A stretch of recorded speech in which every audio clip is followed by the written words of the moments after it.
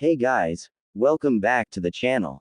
If you love Naruto fanfics, don't forget to like, subscribe, and turn on the notification bell. Now sit back, relax, and enjoy the story. Let's begin with part 2. To say that Konoha was bustling with activity would be an understatement. Shops were open early, having extra workers doing advertisements, showing off their different wares, and trying their best to get the wealthy visitors to stop in and purchase their wares at reasonable prices. Of course, as soon as the finals started, all those merchants and shopkeepers would be rounded up and taken to various shelters for the coming invasion. While the more knowledgeable highly doubted there would be many getting inside the walls after seeing the layout for Naruto's proverbial and literal minefield of traps, they still needed to be more safe than sorry. Said blonde had been careful to give the full layout of his traps and ensuring that dodging one meant you'd potentially set off 3 others if you didn't know where to move. Within the village itself, he ensured the traps were designed to inflict death and pain while not damaging the building themselves, though he did have a couple set up for capturing enemies since he knew information was vital. Outside was primarily the killing field since with such large groups coming it would be ideal for area of effect traps.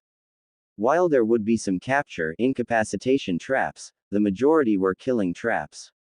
He was, however, very annoyed at various Konoha shinobi trying to mock him when he was detailing the different traps. Ibiki, Hiruzen, and Jiraiya had shut them up real quick with Kurenai, Anko, Asuma, Yugao, Guy, and even the Ino Cho trio backing them up. Inoichi had been at his wits' end with Ino always complaining that training was too tiring and eating was going to ruin her figure to impress Sasuke. She was his princess and all, but she needed to take her status as heiress seriously or he'd have to consider possibly naming someone else as the next clan head. Then a little over 3 weeks ago, she had talked to her mother about how to balance any food she ate with training and had then begun to eat better and train more. She was even asking him for more training and etiquette for being clan head. When he asked what brought the change on, she had gained a small blush to her face making him think Sasuke had done something to motivate her. Imagine his surprise when she told them it had actually been Naruto to motivate her to train and eat better when he had pointed out health risks and that no Kunoichi was fat and had bodies that she had wanted to have. It made Inoichi happy that his blossoming little girl was taking this more seriously and was apparently shifting her attention to a better future boyfriend.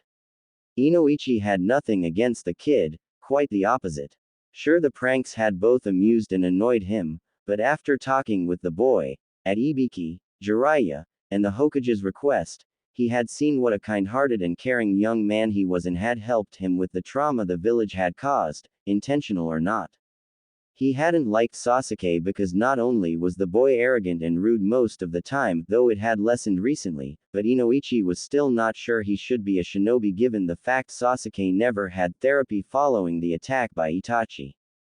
From what he heard, not only had the boy found the dead bodies, but Itachi had also put him in a genjutsu that forced him to witness the killings firsthand.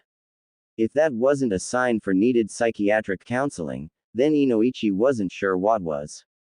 Still, Ino had been progressing well and wasn't as big a fangirl as she was before. He and his wife, Alia, really needed to find a way to thank Naruto for helping Ino out of being a fangirl and begin being a serious kunoichi. For Shikaku, he was usually only half listening at meetings, but when the words, Orochimaru, and invasion, came up, he became wide awake and paying full attention. Upon seeing Naruto giving the detailed explanation and report concerning the traps, Shikaku had analyzed him too since he had seen a change in Shikamaru becoming more and more clear as the days went by. Not only were his strategy skills improving, but he was also starting to play shogi in an unpredictable manner making Shikaku struggle a bit to beat his son when they played. If he applied that same principle to his combat strategies, then his opponents would likely struggle to keep up. He'd also seen a fire in his son when it came to training that was rare for one of their clan members. When asked what caused it, Shikamaru had stated that Naruto had mentioned something during one of their games. Said something was that if Shikamaru ended up fighting someone who knew how to fight Nara clan members, then what did that leave Shikamaru? The answer: nothing but his wits and intelligence, which could be overwhelmed by a more skilled or greater in number opponent. Thus Naruto had pointed it out that not only could Shikamaru get himself killed, which was bad enough, but also get Ino, Choji, and Asuma killed. However, Naruto had informed him that there was a much worse possible fate for Ino if she were to be captured. As such, Shikamaru had stepped up his game, no pun intended, to get a wider variety of attacks and options when on the battlefield. Thus, despite it being a lot of work and a drag, Shikamaru had spent time learning more of his clan arts as well as starting elemental jutsu with his element being lightning. Shikaku had been surprised at the turnaround, but had understood the drive behind it. Of course, Yoshino had loved it, claiming it came from her side of the family, and Naruto had merely found the right motivation to bring it out. Shikaku was just glad she was focused on their son trying harder and thanking Naruto than smacking Shikaku with her frying pan. Choza was similar to Shikaku, as Choji had come home one day and wanted to up his training. Choza, not seeing a problem with it, agreed and upped his training and was surprised to see how strongly he was going at it. Choza had gotten a similar explanation that Shikaku did, but with the addition that Naruto had explained to him that hurting those who threatened your home, families, and friends didn't make you a bad person, rather it put you in the right to harm that person for daring to threaten what you decided to protect. There were limits, of course, to how far one should go in certain situations, but the important thing was to be ready when those situations came up. Choji still didn't prefer to fight, which was understandable, but he wasn't going to hold back against an enemy anymore either. Choza and Chara, Choji's mother, were happy with that, since they didn't want Choji getting wounded or dying in the field because he wasn't willing to fight an opponent seriously. In short, the original Ino Shika Cho were very much thankful and indebted to Naruto. Thus, they were going to back him up, especially when the Hokage and Jiraiya had such confidence in his skills. Said confidence and backing was rewarded as Naruto detailed the layout of his various traps both inside and outside the village should any enemy get inside and then flee. Those fleeing could be herded towards the traps after all. He then outlined which traps were activated by wires, which by seals, and which by a small pulse of chakra, as well as which traps were lethal, incapacitating, or capturing. By the end of it, all the hecklers had shut up and were amazed at the intricacies in the traps as well as the power in seals. The Anbu present were a little less surprised, at least by the traps, since they knew how good Naruto was with pranks, hiding, and outlasting pursuers. Naruto had stuck around to answer any questions before heading out so the various groups could memorize the layout and then get rid of the outline, since an enemy spy could find it and warn others. At the here and now, though, we find various people, both from Konoha and not, filling the stadium to watch the fights. Well, the majority were, a good-sized chunk were there to either attack Konoha or ambush the attackers when the time was right. Among those there from Konoha were the different genin that didn't make it past the qualifiers and their Jonin senseis, minus Kakashi of course, and Kin, with all of them sitting together. When asked why Kin was sitting with them, the Jonin merely stated that she had decided to stay in Konoha and the Jonin were ensuring none of the drunker members of the village tried anything. Anyway, all of them were excited to see the fights, though Asuma and Anko had placed bets on Naruto winning the whole thing. It may have looked bad to bet against Shikamaru, but Asuma had placed a bet on Shikamaru winning his first match. He had done so mainly at Naruto's prodding, and since the kid had the devil's luck, Asuma decided to go with his advice. It wasn't that Asuma didn't have faith in Shikamaru, but you never did know when that lazy Nara tendency would kick in and make him decide it was too much work and then forfeit. Besides, both he and Shikamaru knew Shikamaru couldn't beat Naruto in a fight, especially when adding in the fact Naruto could fight everyone competing and still have enough chakra and stamina to spare for a match against a Jonin or three. Kurenai though was focusing on Neji Hyuga and was looking forward to the pain Naruto would cause him for nearly killing Hinata. He had even technically done it more than once since the injury she sustained to her heart kept acting up afterwards, forcing her to remain in the hospital up until today. If it wasn't for the fact Hiyashi and his wife insisted that a doctor be in the room at all times to monitor her, Hinata could have died before help arrived. Even now, one of the best medical ninja in the village was sitting just behind them in case Hinata had any more issues. Her saving grace was the fact the Hokage had assured Kurenai that his third student, Tsunade Senju aka the greatest medical mind currently in the world, would be coming back to the village after the invasion. He would have sent for her earlier, but he didn't know if it could take a month or even longer, and with the threat of Orochimaru, he couldn't risk anyone capable of tracking and handling her being away. Kurenai had understood since she knew the village came before two genin, Hinata and Lee, regardless of the genin's status in the village.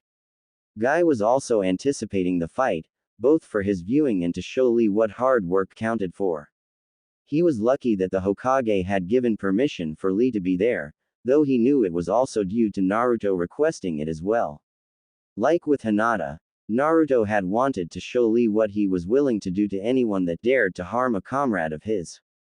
Of course, Guy also had a bit of a grudge against Gaara, so he was looking forward to Naruto beating the boy, though he knew it wouldn't be as bad as Neji.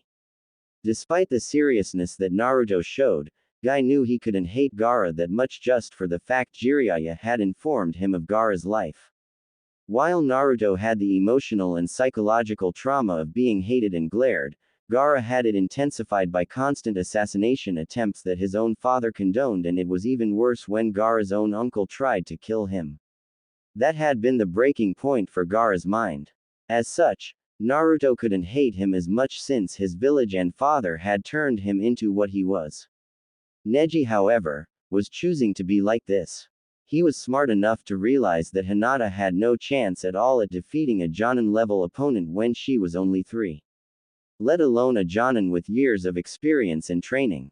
So yes, Neji was in some deeper shit than Gaara was, but Naruto fully intended to make them pay for their transgressions one way or the other. The Jonin broke from their musings as Sakura spoke up. Where are Naruto and Sasuke? If they don't get here soon, then they'll be cut from the finals. She stated, equally worried about her teammates. Asuma merely hummed while not having a cigarette today. Sasuke, I don't know, but knowing Kakashi they'll be late and Sasuke will get disqualified.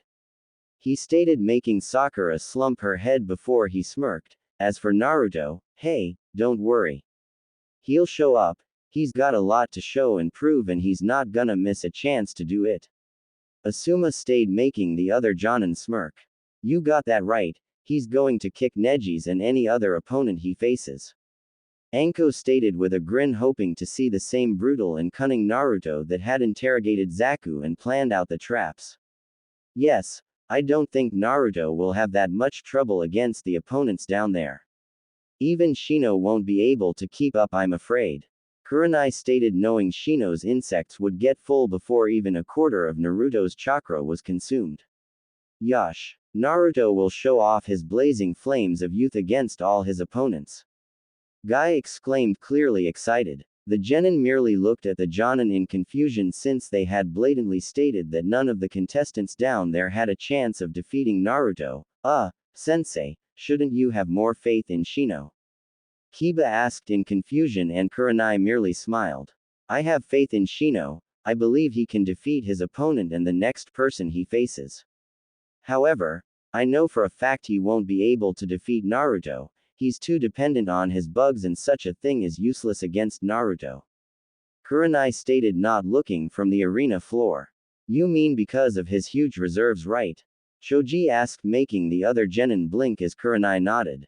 Huge reserves? What do you mean? His chakra pool can't be any greater than any of ours. Tenten stated, making the Jonin and a few other ninja nearby chuckle. Tenten, Naruto has more chakra than any of us, including the Hokage. Guy stated, shocking the genin there. That's why he struggled so much in the academy. He couldn't do a normal clone because he was trying to strangle his chakra to the point he could make 1 or 2. If he had just let it flow and made as many as possible, then he would have passed easily.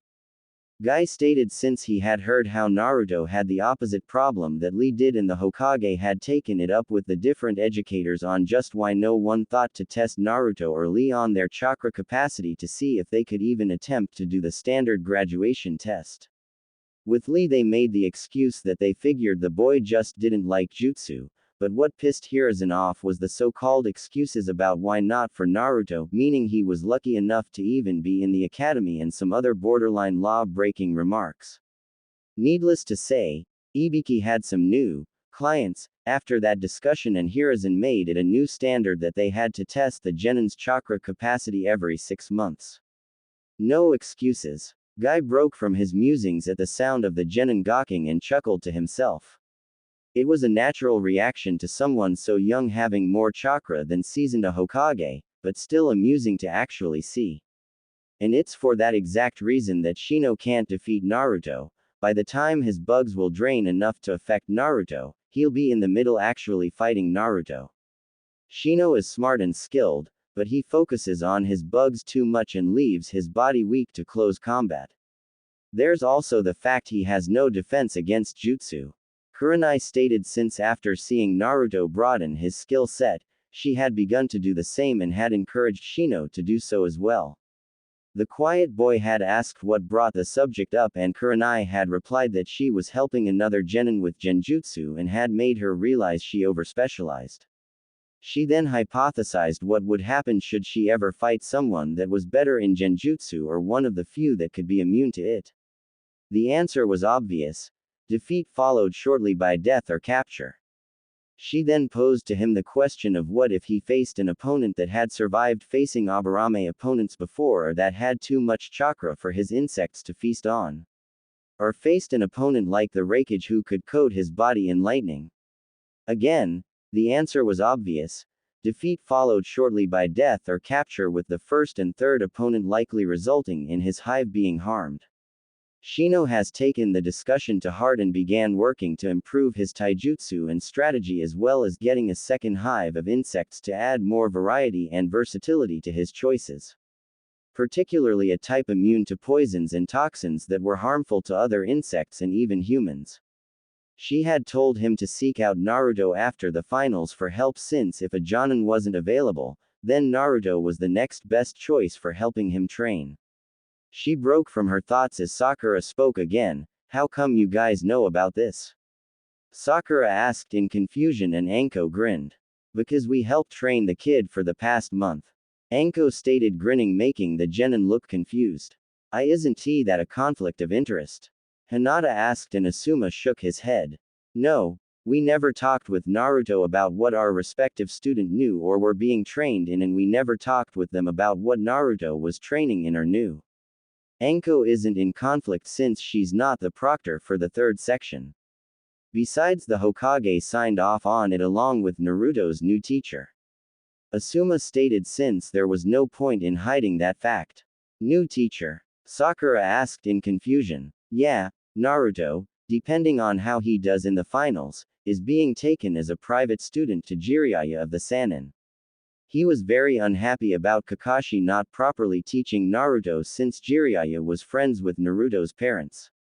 Both he and the Hokage were also very pissed at the fact Kakashi had decided to train Sasuke for the month while ditching you and Naruto. So depending on how Sasuke and Naruto do, will reflect what happens to Kakashi for his blatant negligence. Anko stated knowing Kakashi was screwed beyond all measure. So what happens to Sasuke and I if Naruto is taken as a private student? Sakura asked while feeling a little conflicted about this. Well, you'll be put on the auxiliary roster until a third member for your team is available unless the Hokage decides to send you with another team or Jiraiya has Naruto join your team for missions outside of D rank. Asuma stated making Sakura frown in thought. If such a thing happens, I would start looking for ways to improve your skills and talents if Kakashi doesn't and that's if Kakashi is still a sensei after the Hokage's punishment. Asuma stated making Sakura nod slightly. Hehe, I'm sure quite a few of the genin will start expanding their arsenals after seeing what Naruto can do. Well, the smart ones will anyway. Anko stated knowing that comment would make the genin watch Naruto's fight much more closely. Before anyone could say anything else, they had to turn their attention back to the arena floor as the proctor, named Genma, arrived and began the announcement for the start of the finals. Hiruzen, who had just welcomed the cage to the Hokage booth, stood and walked to the railing. Welcome everyone to the finals of the Chunin exams. Hiruzen stated, making many in the crowd cheer. I hope you all will be impressed with the skills and show that the new generation of shinobi will present. Let's begin. Hiruzen stated, making a good many cheer while he smirked at seeing Naruto just relaxing on the wall on the opposite side of the cage viewing platform. Alright, will everyone except Naruto Uzumaki and Neji Hyuga please leave the arena floor? Genma called as Neji was left standing there smirking as if it was obvious that he was going to win. Naruto Uzumaki, please come down. Genma stated before there was a loud crash in the arena across from Neji. Everyone, minus Naruto's teachers, wondered what happened as the dust cloud hung around. When it cleared, everyone was surprised as they saw the new and improved Naruto. Over the last month, the extra nutrition had helped fend off some of the stunted growth he had, putting him at about 5 feet 10 inches. He was 5 feet 7 inches, which is the average height for a 15-year-old male. He stood there in a pair of black ninja pants with crimson stripes going down the outside of the legs and what looked like 2 kunai holsters on his legs, while his feet were in a pair of black boots that went up his calf and had his pants tucked into them. Around his waist was a crimson belt with several different pouches with a fox skull belt buckle that had glowing crimson eyes. There were also tassels, streamers, flaps hanging either from the belt or his pants. The position of the belt made it hard to tell, with the two right over his legs having a ball bearing the size of a smoke bomb at the end of them. The curious thing was that the others all had small bells on the end of them, yet they made no noise even as the wind blew them around. His hands were in fingerless gloves with a metal plate on the back, while his forearms were in a set of metal bracers with the Uzumaki swirl engraved on them. His torso was in a tight-fitting black bodysuit similar to Guy and Lee's spandex, only this was even more form-fitting, and looked good, as it showed Naruto's refined muscles. Over that, he wore a crimson Jonin-style flak jacket, only it had even more pockets and padding than a normal one, and still over that he wore a black hooded duster coat that was blowing in the wind, while the Uzumaki spiral was emblazoned on the back in crimson. If the hood was down, they'd see he also had his forehead protector on his, well, forehead. However, all that could be made out was his eyes shining within the hood and his mouth being expressionless. All in all, it was like night and day when comparing how he was now to how he was a month ago. All the males looked on in surprise while the women all blushed, whistled, drooled, shouted in glee, suppressed a nosebleed, or gawked at the appearance as his clothing showed off his muscles and body really well. Even Sakura and some of the married women were blushing at the sight of him. Genma merely smirked. You cut it close, kid. Genma stated, and Naruto merely turned his head towards him before back to Neji. I was here the entire time, I just didn't want to be down here where the air stinks. Naruto stated, confusing everyone before he continued. Since everything that comes out of my opponent's mouth is a load of bullshit, the smell quickly becomes unbearable. Naruto stated, shocking many at him, cursing while Anko laughed and Neji glared heatedly. Then again, that could just be the stink of his fear. Naruto continued as he egged Neji on, making him more and more infuriated while Anko was just laughing in the stands. Genma merely snorted before he called the match to start and quickly jumped away as Naruto and Neji merely stared at each other. Well, Naruto stared since Neji was glaring at him. Before Neji could say anything, Naruto moved his arms, making Neji jump back and take his gentle fist stance. Little jumpy, aren't we? Naruto asked with a smirk as he removed his coat and then his vest, making many women in the stands whistle in appreciation since it let his upper body be displayed to them all. Poor Hinata was blushing red and had steam coming out of her ears, but she was endeavoring not to faint simply because her perverted side would not be denied the chance to see Naruto's body. Kurenai was blushing too while having a bit of drool as she imagined that body over her, pleasuring and taking her when she swore herself to him. It was making it a bit uncomfortable to sit there as her panties were getting wet. During the month she had bonded with Naruto and was actually seeing all the things Hinata found attractive in him, she honestly gained her own growing infatuation with him. It only grew the more time they spent together, whether training, talking, eating, or just relaxing together during the month. Anko was just straight up eye-humping Naruto's form while drooling a bit. Sure, she had seen some of his improved body in training, but his training clothes were normally what remained of his jumpsuits and the like, which hid his body rather well.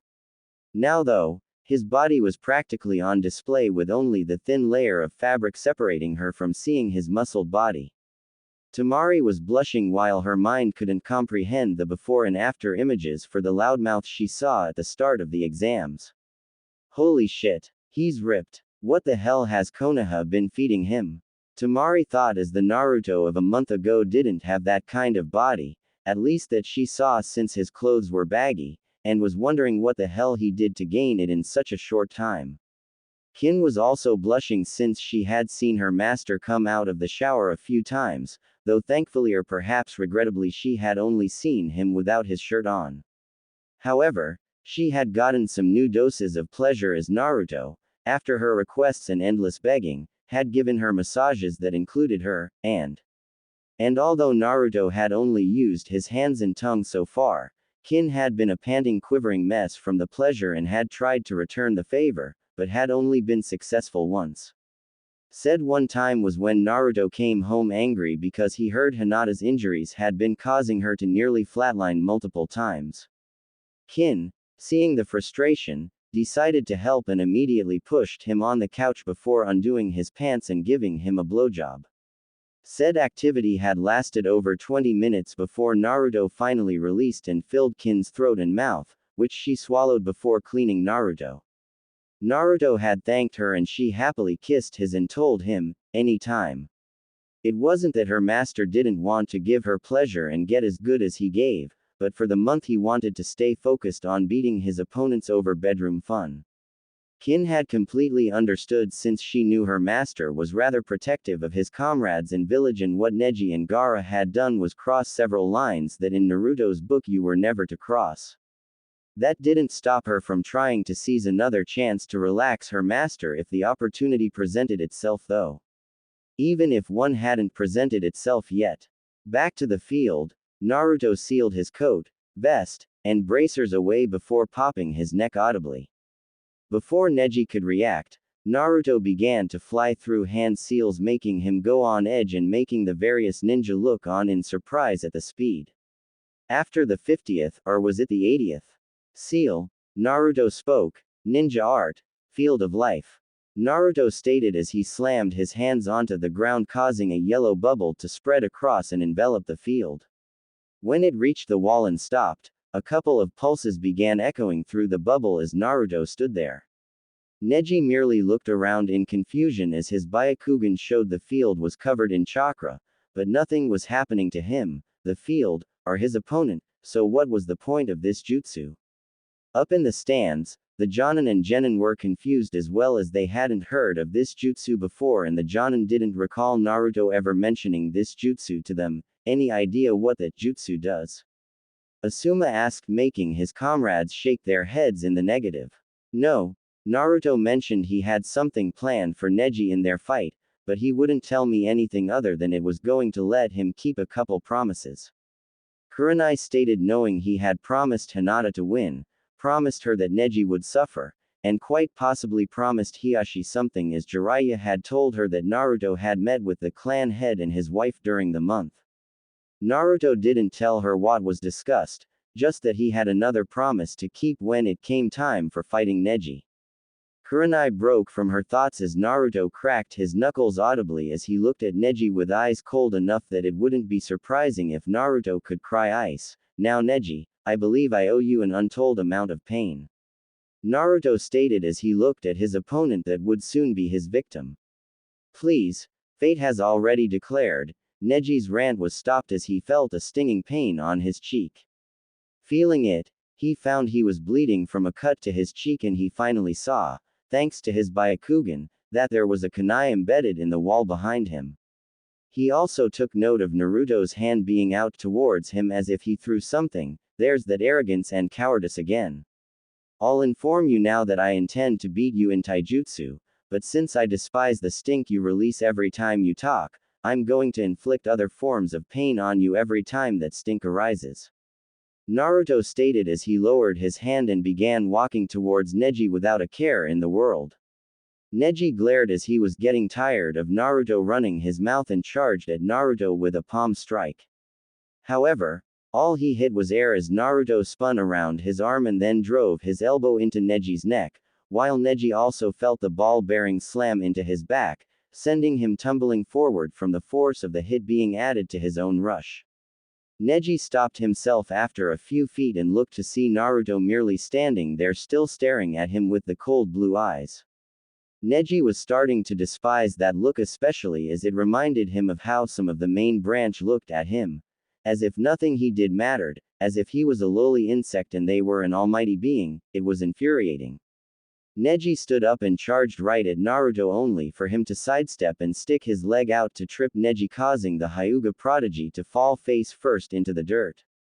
Naruto merely stood there still looking at him as Neji got up and wiped the dirt from his face. Or rather, he tried to get up as once he got to his hands and knees, Naruto kicked him right in the sending him back into the dirt. Get up. Come on, get up. You're the great Hyuga prodigy, so get the fuck up. Naruto stated before walking around and punting Neji in the ribs, sending him skidding away. I said get up. Naruto stated with coldness in his voice, surprising the few who had interacted with him, as the coldness was the exact opposite of how Naruto usually was. Naruto then walked around Neji, who was coughing and holding his ribs, while still gazing at the Hyuga. The crowd couldn't help but match the scene to that of a predator circling its prey. You know, Neji, for the entire month I've had really nothing to think about other than the various ways I wanted to maim, beat, and kill you. Naruto stated as he walked, while a few tensed at the last mention, but you see, I have a bit of a problem due to the fact I made a couple of promises that in some ways conflict with each other. Naruto stated before booting Neji in the ribs again, sending him back to the ground gasping for air. You see, I swore on Hinata's blood that I would kick your. I also promised someone that was feeling pretty wrathful towards you that I would make you suffer. Yet still on top of that I also swore to your aunt and uncle that I wouldn't kill or cripple you. This was compounded on the fact that Hinata wouldn't be happy with me killing you, and while we aren't close I do consider her my friend.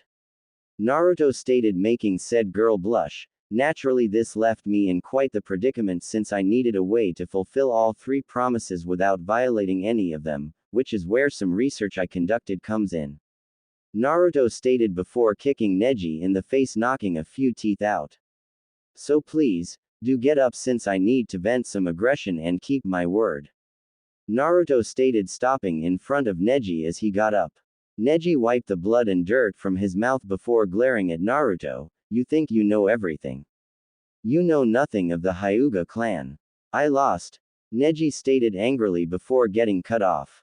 Yeah, you lost your father because he died to prevent a war with Kuma when they tried to kidnap Hinata. Naruto stated in a mocking tone, get over yourself. Hinata was 3, and you expected her to be able to do something against a seasoned jonin. You're even more delusional than I thought you were. If you should be mad at someone, then it should be the ambassador or Hiashi-sama, not Hinata. Naruto stated neutrally, you preach about fate being absolute, but the fact is you're the biggest hypocrite there is. Naruto stated, making Neji scowl. You go on and on about your destiny, fate, and all that, but your destiny is to serve and protect Hinata, and what do? You attack her, beat her, put her down, and nearly kill her when the moment she was your opponent you should have surrendered, knowing you were to never strike her. Thus, you're a lying, hypocritical sack of shit. Naruto stated, making Neji grit his teeth in anger. Neji then launched at him with a palm thrust that Naruto deflected before catching the arm under his own and delivered 3 brutal punches to Neji's gut before giving a punch to the face and then a backhand to the face. Naruto then grabbed him by his robes and slammed his head into Neji's face a few times, ensuring his forehead protector made contact with Neji's nose, causing it to break. Naruto then lifted him off the ground before slamming him back first into the dirt and then kicked him away. Rolling his shoulders, Naruto merely stood there as Neji tried to get up. You see Neji, I know what makes you tick. You claim fate controls everything not because you believe it, but because it's your excuse. You use fate as a crutch. Naruto stated as he walked towards Neji before kicking in the face causing him to roll over. You use it to justify anything you do that would normally get you in trouble and to give cause to vent your anger. You knew fully well that you couldn't beat Hinata if both of you were serious about winning. All she'd have to do is activate that pretty seal on your forehead and you would have lost instantly. So what do? You tear down her confidence, you break her spirit, you twist and manipulate her feelings towards family to ensure she can't possibly fight at her best. I saw it when Lee was fighting Gaara. You were angry and scared at what you saw because Lee's skills were something you thought a dead last could never achieve. Seeing him not only surpass his handicap, but show that he was clearly a threat terrified you to the core because he was going to ruin your belief and excuse structure that you had painstakingly built for years. Naruto stated, shocking Neji's team. The crowd though was stunned at how analytical Naruto was being as he planted his foot on Neji's chest. You see Neji, I know how to set you off. I know how to make you angry. I know how to make you lash out. I know what makes you think, what makes you react, and I know how to tear you apart. Naruto stated, stomping hard onto his chest making him gasp and cough up some blood.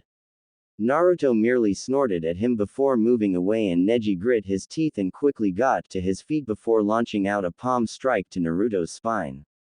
However, all he hit was air as Naruto sidestepped him and grabbed his wrist tightly.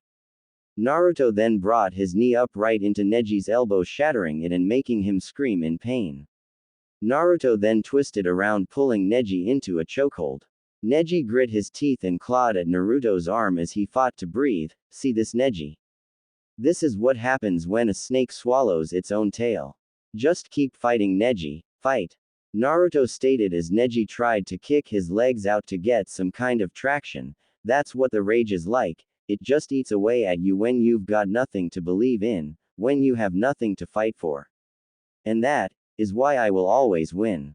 Naruto stated as Neji sank to his knees as his body was shutting down unnecessary functions to conserve oxygen. Do you feel that need for air right now, Neji? Naruto asked casually as he kept the hold on Neji's throat and was making it tighter. You see, it's not your lungs that are screaming at you for air, it's your brain. That microscopic organism, walnut on a stick, dumber than shit thing you call a brain. Your brain knows it can't panic further by flaring that it needs air, so it makes your lungs scream for air instead. Naruto stated calmly as he kept strangling Neji. I bet I sound very far away now, don't I? Naruto asked before he frowned and then grabbed Neji's head tight before snapping his neck. Up in the stands, those that had no hand in training Naruto could only watch in stunned awe as he dismantled Neji like he was an academy student fighting a seasoned Anbu. The dead last of the last academy graduation, tearing the former rookie of the year apart like he was nothing. For the other genin, it was shocking to see the drastic change in Naruto's skill level, ferocity, and how willing he was to hurt his opponent. The loudmouth that only barely defeated Kiba was tearing Neji, the rookie of the year and Hyuga prodigy, apart like he was nothing. Such a massive spike in skill and change in personality in only 1 month was baffling to them all. For Gaara though, it was making his bloodlust spike. The power, strength, bloodlust, rage, and brutality being shown were making him react even more than Sasuke ever had. The underlying power hidden underneath combined with a threat that Naruto made was making him react even stronger. 2 weeks into training, Naruto had gone to visit his friends in the hospital and found Gaara there trying to kill Lee and finish the job. Only Gaara found a blade right at his throat and his liver with Naruto there holding them. Naruto had warned him against doing such a thing, especially since all his precious sand was over next to Lee. When Gaara had stated he wouldn't be denied confirming his existence, Naruto called him a fool. Why kill Lee in a secluded room where no one would know it was him that did it? Why get a morsel when he could wait for the finals and kill multiple people for hundreds to see? Who would be able to deny his existence when they saw him crush and destroy opponents with such brutality and bloodlust? In short, why have a simple dumpling when you could have an all-you-can-eat buffet? Naturally, Gaara accepted the logic and warned Naruto that should he interfere again that he would die painfully. Naruto's reply had only spiked Gaara's bloodlust. Oh, don't worry, Gaara, we'll fight soon enough and then you're going to know fear, pain, and loss as I tear you apart and show you why your demon is nothing compared to mine. Those had been Naruto's words, and it was only further punctuated by him using a sliver of Kyuubi's power to turn his eyes blood red and slit the pupil. Gaara knew right then that Naruto was like him, and the fact his demon was a higher number just meant he was even more worth killing. And now, his most recent actions were only heightening his bloodlust. When Gaara saw him kill Neji, his blood boiled at the prospect of fighting a fellow Jinchuriki that was willing to kill. Naturally, everyone else watching was shocked at Naruto killing Neji, especially when he had stated that he promised not to kill him and was going to fulfill the promise. Now though, they couldn't help but wonder why he lied. Kurenai was biting her lip since she appreciated Naruto dishing out so much punishment, and part of her was glad that Naruto killed Neji, but the look of horror and pain on Hinata's face was killing her. She knew Naruto never broke a promise, so why did he kill Neji after promising not to? Sakura, Ino, and Tenten were horrified at the sight of Naruto killing an opponent, let alone killing a fellow Leaf Shinobi. What could have happened the past month to cause such a shift in his personality and fighting? Guy, however, was merely looking at the arena floor with an unreadable expression while Lee was horrified at the death of his teammate. Calm down, Lee, Hinata, Tenten. It's not over yet, Guy stated seriously, since he knew Naruto would have only done that if he had something planned. But Guy-sensei, Naruto just killed Neji, Tenten stated angrily, and Guy merely gave her a serious stare that immediately shut her up. I know what we saw, but we haven't seen the end of this match yet, Guy stated seriously, making everyone look at him. Naruto never breaks his word, and the fact he did that means something else must be going on, Guy stated, turning back to the field. You mean whatever that bubble is? Asuma stated, making them look at him as Guy nodded. Yes, Naruto ensured that the very first thing he did was create that bubble. He must have had a reason to do it, and we've yet to see what that was, Guy stated, making them turn back to look at the field while Hinata was hoping that they were correct. Hiyashi was the only one impassive in the stands, even as his wife comforted their youngest. While it was easy to believe Naruto had lied to him and wasn't ever going to spare Neji, it just didn't fit with the boy he had observed and gotten reports about.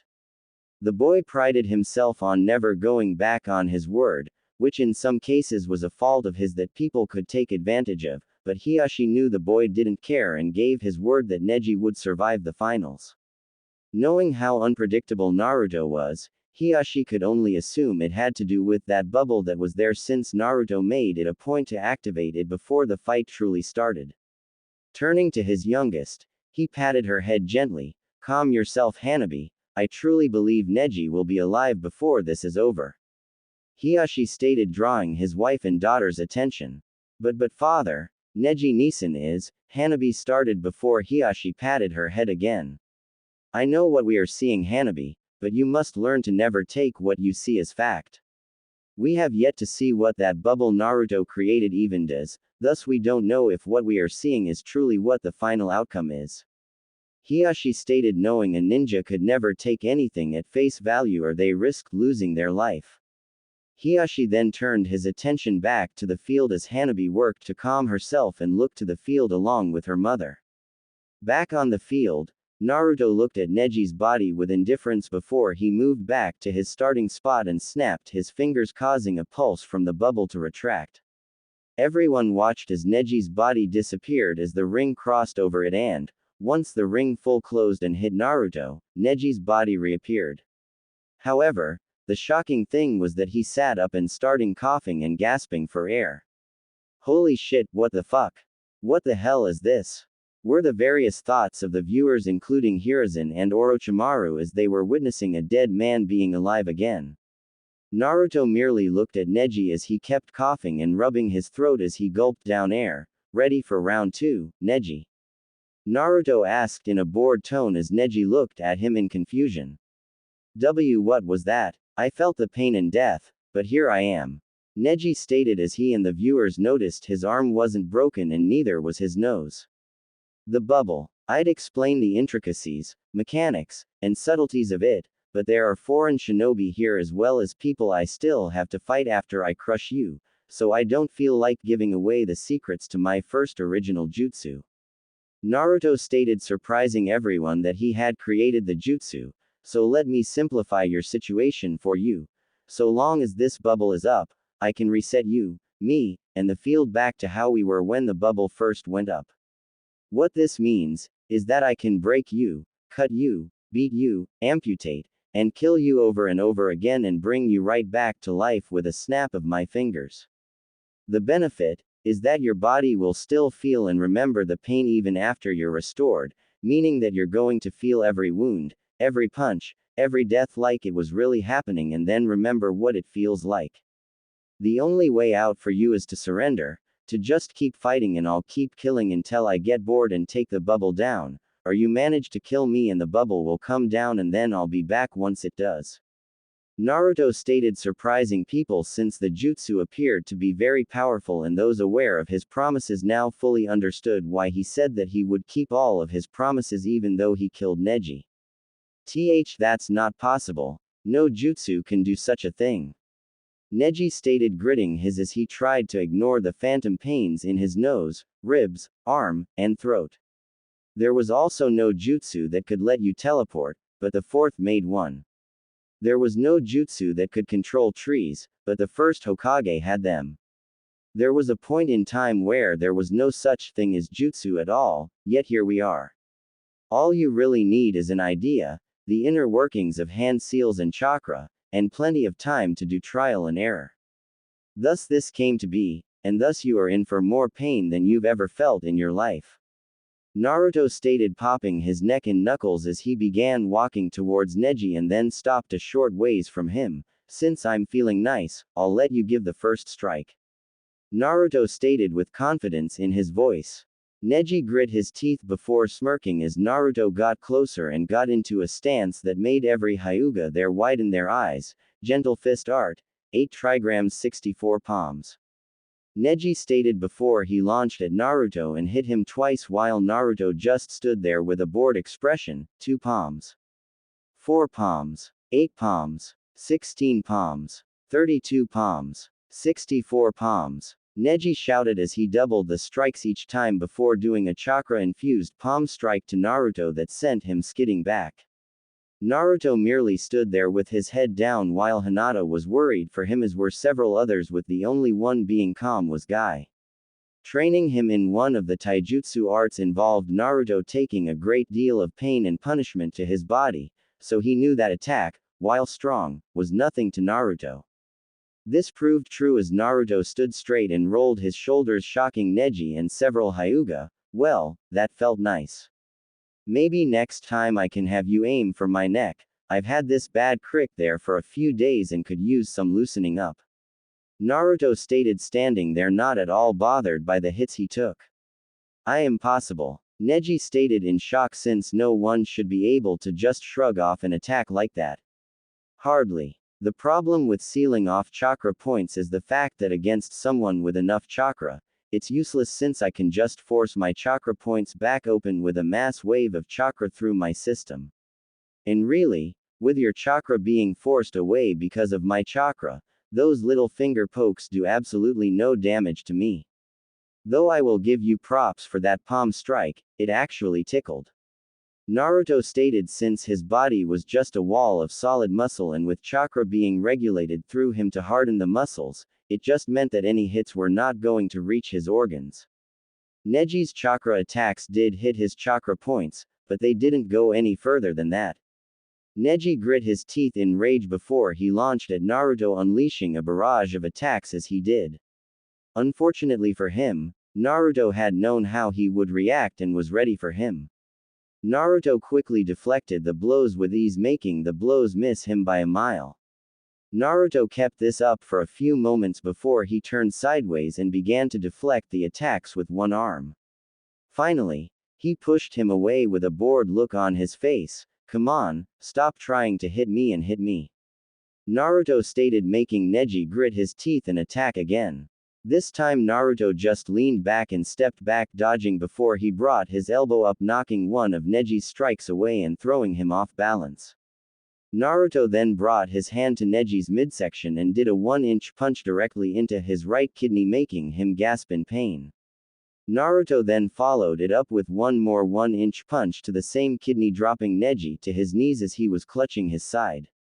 He was then sent back as Naruto Spartan kicked Neji right in the face, breaking his nose again. Naruto stood there and shook his head. "Seriously? This is it? This is the famed and proud prodigy of the Hyuga clan. I'm starting to feel insulted for having my expectations raised so high and I only get this farce," Naruto stated as Neji glared and cradled his side as he tried to stand up. Up above, Hiruzen sat impassively, though inside he was impressed and proud of how far Naruto had come and was showing his skill.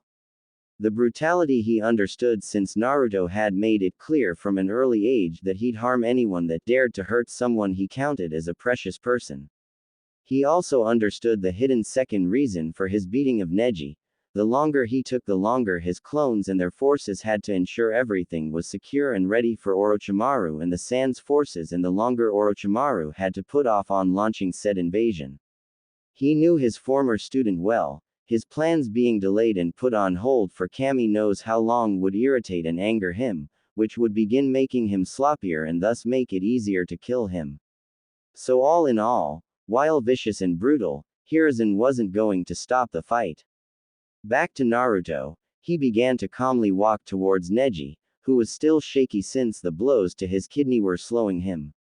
However, that didn't stop him from trying to lash out with a palm strike, but Naruto merely sidestepped it and slammed his hand into Neji's throat, crushing it. Neji dropped to his knees, choking and gagging as he tried to breathe, but it was futile as his body started shutting down and he dropped to the ground dead. Naruto merely looked at Neji a minute before deciding it was enough and snapped his fingers, making the bubble come down entirely. Naturally, Neji appeared again, grasping his throat and coughing before he was sent flying into a tree via a kick from Naruto. The force was evident as the bark of the tree exploded when Neji collided with it before Naruto was in front of him, raining blow after blow on him as he used him like one of his training dummies. Elbow to the face. Kick to the knee, followed by grabbing his shoulder and picking him back up. Chop to the side of the neck. Multiple palm strikes to the torso and arms. Swipe to the face, followed by a backhand. Punches barraging his torso and face. Knee to the gut. Elbow to the head. Hip check back into the tree, followed by another barrage, but this was chops and finger jabs. And all of this cycled again and again in less than a minute as Naruto and Neji were slowly covered in the blood, leaking and splattering from Neji's mouth and nose. Then Naruto stopped and held Neji by his throat before lifting him off the ground as Neji just dangled there. His body too sore and battered to even try to resist. "I want you to remember this moment, Neji Hyuga.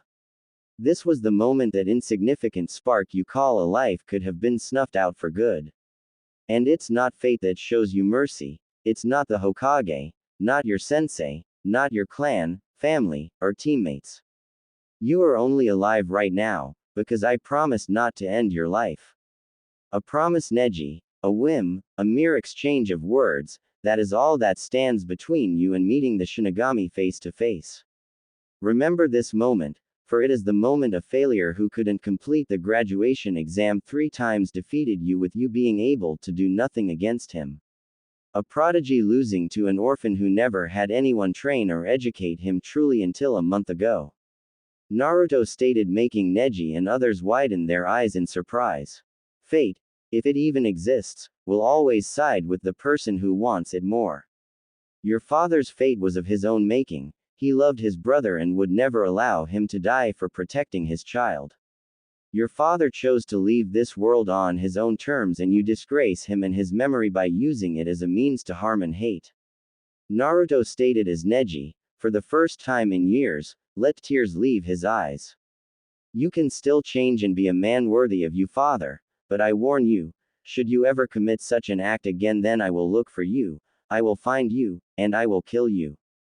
And nothing, not your clan, your team, the Hokage, the Fire Daimyo, nor even Kami himself will stand in my way. That is my promise to you, Neji. Nowhere on this world or in the next will you be able to hide from me. Do you understand? Naruto informed, threatened, and then asked as Neji mutely and weakly nodded before Naruto tossed him to the center of the arena. You can call it, he's done. Naruto stated as he walked for the stairwell. Winner. Naruto Uzumaki. Genma called as the medics came to retrieve Neji, and the people that taught Naruto over the month were the first to start applauding.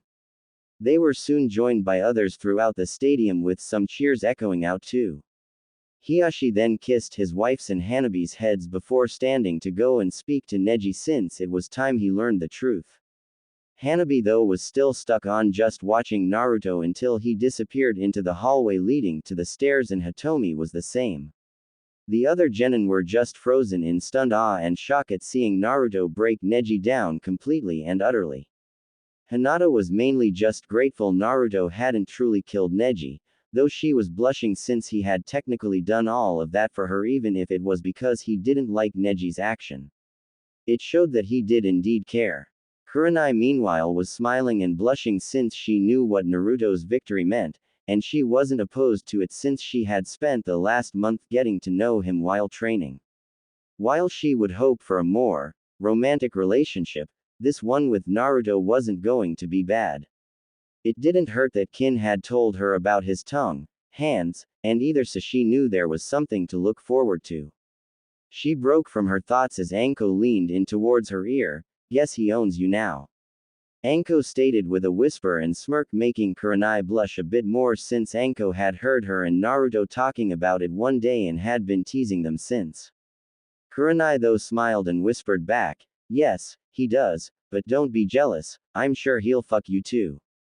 Kurenai stated, making Anko, yes badass bitch Anko, blush before she looked away, making Kurenai giggle softly. Naruto just keeps getting stronger and stronger, while I don't think I've improved at all since we became a team. Sakura thought, both impressed with Naruto and saddened for herself. Though she was happy for Naruto and that he got to show off what he could do. With said blonde, he walked up the contestant participant area wearing his vest, coat, and bracers again, though Tamari had to resist pouting at not seeing his muscles anymore, and leaned against the railing, not even acknowledging the others while Gaara was staring at him in bloodlust. It didn't help that he still had the blood splatter on his shirt. Naruto knew he was, of course. He Tenant was grinning and telling him that Shukaku was no doubt howling for Gaara to kill Naruto after learning Kyuubi was inside him. Naruto and Kyuubi had actually come to a bit of agreeable terms since Naruto was becoming serious and stronger, which suited Kyuubi since if he had to be sealed in someone, they had better be one of, if not the biggest badass there is. Anything else was insulting to Kyuubi. Essentially it was, I'm the strongest Biju, so you had better become the strongest shinobi there is, or else. Of course, neither of them were delusional to believe Naruto could handle anything coming at him on his own right now. He was strong and skilled, but had no real combat or life experience and wasn't anywhere near his peak capabilities yet. Then add in the likes of Orochimaru running around, Naruto would need Kyuubi's help to survive those types of encounters without going into a berserker rage. Thus Kyuubi would give him access to as much chakra as he could handle before going berserk, and Naruto would be on his own in any other situation. Naruto had also read up on mindscapes and altered his from the sewer. It was to better accommodate Kyuubi and for the fact he didn't like the idea of his mind being a sewer of all things.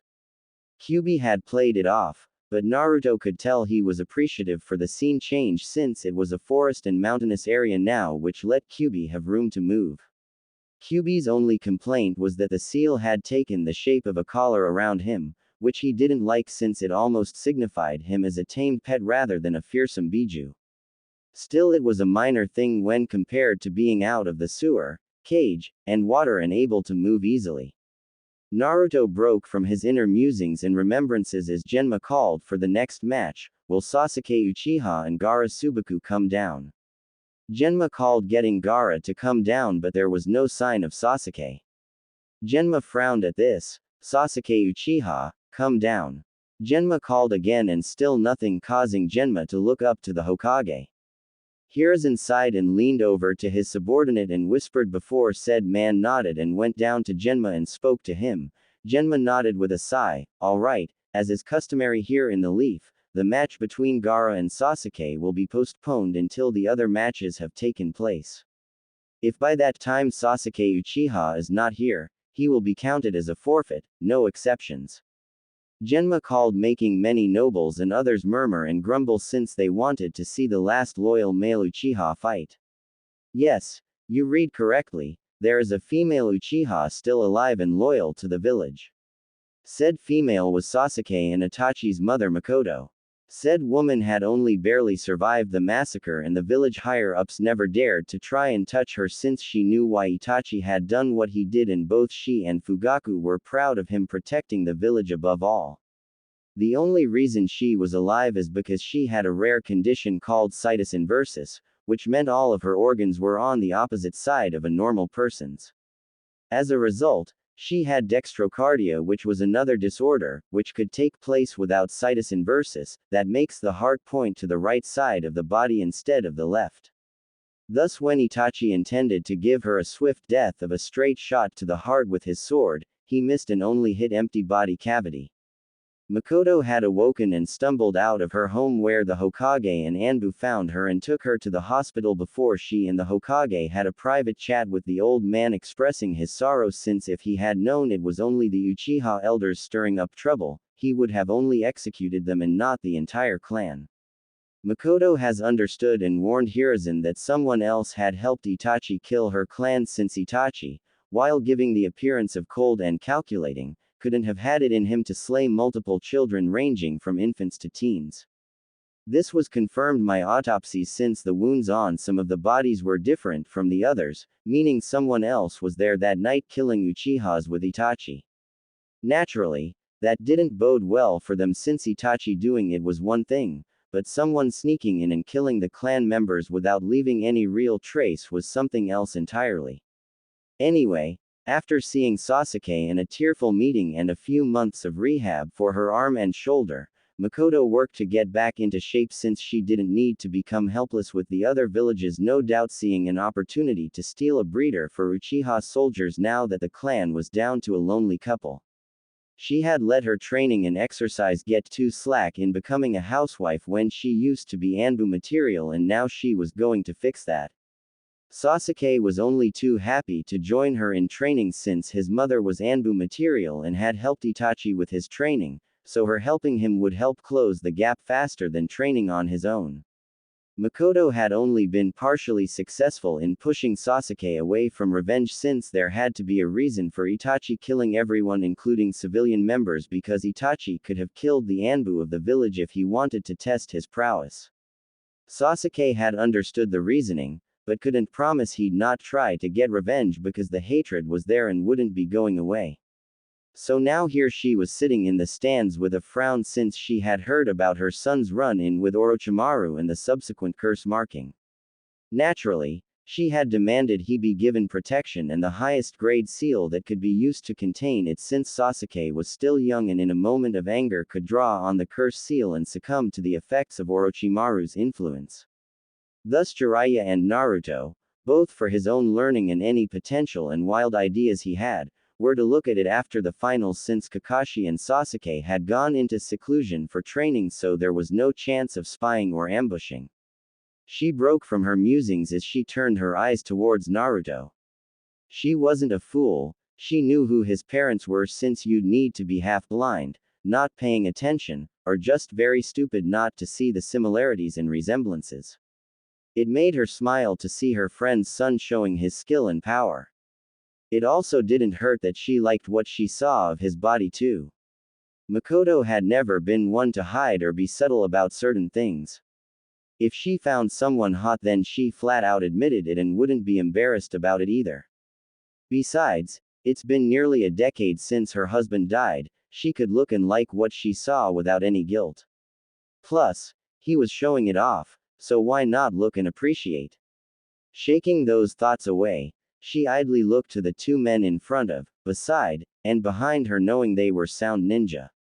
No doubt they were to capture her or at least kill and harvest her eyes for Orochimaru. Poor fools didn't know who they were fucking with, but they would learn soon enough. She then turned her attention back to the floor as Genma spoke. Will Shino Aburame and Kankuro Subaku please come down? Genma called, making Shino prepare to head down, but he didn't need to. Proctor, I forfeit. Kankuro called, knowing he couldn't risk showing off his puppets before the invasion. Shino of course frowned, since why wait till the match was called to forfeit? He idly looked towards Naruto and saw him make hand signs. Watch him closely and don't drop your guard. Shino gave an almost imperceptible nod at Naruto and had a few of his bugs fly over to Kankuro and land on both him and his puppet carefully, just in case he was trying the same trick from the prelims. He then turned his attention towards Temari, who jumped the railing and floated down on her fan in a grand fashion, no doubt to take attention from her brother and keep suspicion to a minimum. Naruto, Shino, and Shikamaru thought seeing it was the only reason to do such a grand entrance unless you wanted to show off. Shikamaru then sighed and began lazily walking down after nodding to Naruto. No sense hurrying down when he had a couple minutes to get down there. He wasn't blind, he knew something big was going on, so why not delay it a bit by taking his time getting down there? He was still deciding if it was troublesome enough to prolong the fight itself though. Upon arriving at the field, he saw Temari was a bit annoyed, which no doubt stemmed from him taking his sweet time getting there, but hey, what was she gonna do? Try harder to hurt him? PFF'd. He dealt with that daily with his mother and her frying pan and rolling pin. Why would he worry about a teenager with an iron fan? Shaking those thoughts away, Shikamaru merely reached his starting point, both contestants ready. Genma asked, making Temari nod and Shikamaru to shrug uncaringly, which caused Temari to twitch her eye. Naruto meanwhile smirked and shook his head. Copycat. Naruto thought, since he saw that Shikamaru was using his laziness to piss Temari off so she wouldn't be focused, calm, and collected. It was arguably the easiest strategy for someone like Shikamaru, since he just had to be himself while looking like he was reacting to Temari. Naruto has primarily done it as a way to break down the thick wall of bullshit that Neji had built up for his beliefs and delusions, which meant Naruto had to tear it apart to get through to his brain and get it back to thinking intelligently. Naruto then turned his attention back to the field as Genma called the match to start and jumped back. Temari ran at Shikamaru and leapt into the air to bring her fan down on his head while Shikamaru merely looked at it coming at him. A huge cloud of dust occurred when her fan hit and many held their breath in anticipation before everyone was surprised to hear Temari scream in pain before she was launched out of the cloud and rolled across the ground. When she came to a stop, everyone saw her body twitching and she had some burn marks on her body while her hair was a bit frizzy too. Looking back at the dust cloud, they saw it clearing and saw Shikamaru standing beside the fan, which was still part way in a crater when it hit the ground, and he had his hand on the fan. The main thing though, his hand was coated in electricity, which meant that Temari had received a massive jolt thanks to her fan being a powerful conductor. Shikamaru may not have been able to progress very far in his elemental training, such as being able to do some of the jutsu, but he did know how to coat his hand or weapon in it, and it was useful for such an occasion as this. Shikamaru merely walked and looked at Temari as she tried to get up, but it was hard since her body was tingling and numb in some areas while the burns were also slowing her. You showed your cards in the prelims, you know. Shikamaru stated, making sure he didn't walk too close just to be safe. You're overdependent on your fan just like your brothers are overdependent on their puppets and sand. It's not that hard to come up with a plan, no matter how simple, to make that dependency work against you. Shikamaru stated, making Tamari grit her teeth. Why you purposefully made me mad. Why you knew I'd a TTACK with my fan as a bludgeoning tool. Tamari stated with her mouth twitching and making it hard to talk. Call it personal experience when it comes to pissing off a woman. Shikamaru stated before he pulled a kunai out and then had his shadow launch out and snag her. Now you can either surrender or I can come over there and either kill you or make things very painful and possibly embarrassing for you. Shikamaru stated, seeing her flinch and twitch in pain as her body tried to mimic his movements, but the electricity was still making that hard and painful. Tamari grit her teeth while being pissed with herself for letting this slacker play her for a fool and had to reluctantly give up. Winner, Shikamaru Nara. Genma called, getting applause as while short, it was impressive on Shikamaru's end.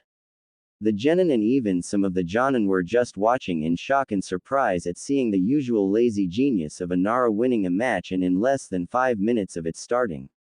They were also surprised he could use lightning and was able to do shadow possession without the hand seal for it. Asuma merely smiled, both for Shikamaru showing some of his new and improved self and for the fact he just made a good amount of money from his bet. Though he knew he'd blow close to half of it just on barbecue meals with his team, it was still worth it. Of course, he and a couple others also bet on Naruto too, so he still had a good chunk of money coming his way regardless. Asuma turned back to the field as Genma spoke, "Will Sasuke Uchiha and Gaara Subaku come down?" Genma called and Gaara came down again and Sasuke was still a no-show. "Sasuke Uchiha, come down now or you will forfeit your match." Genma called and still nothing. Due to his absence, Sasuke Uchiha is disqualified from the competition. Genma called, making many groan at missing a fight while Sakura slumped her head. The next match will be Naruto Uzumaki vs Gaara Subaku. Are both competitors ready or is a break needed? Genma called, making Naruto appear on the field and pop his neck before both nodded to Genma. Very well. The match between Naruto Uzumaki and Gaara Subaku, begin. Genma called before jumping up onto the wall in case this got nasty. Gaara merely stood there as his sand popped the cork off his gourd and began funneling out around him. "Mother wants your blood, Uzumaki. She wants it even more than she wanted the Uchihas." Gaara stated in his usual monotone. "Yes, though I'm surprised Shukaku is willing to let you think he's a woman." Naruto stated, making many stiffen in fear, both in Naruto knowing what Gaara contained and the fact that Suna sent its Jinchuriki into the village. Naruto merely turned his gaze towards Gaara with no anger, disgust, or even pity, just understanding. "Yes, I can see it in your eyes. There's a voice in your head that really does make you feel safe and cared for like a mother, but there's also that voice demanding blood, death, and carnage to appease it. I wonder which one belongs to Shukaku." Naruto stated, then asked, making Gaara frown before he sent the sand at Naruto, who merely sidestepped and swiped through it while coating his hand in wind chakra, causing the sand to scatter. "See, the sand you attack with has to be told to attack, while your inner amount of sand protects you without you even knowing of a threat." Naruto stated as he had seen it in Lee's fight. Lee was too fast for Gaara, but the sand would still react and protect him.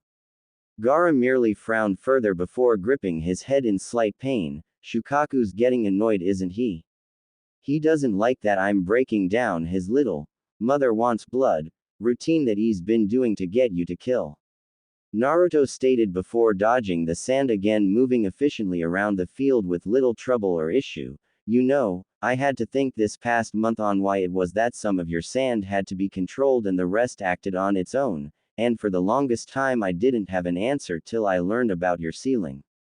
Naruto stated, dodging another blast of sand and then some shuriken as Gaara was scowling as his head was hurting.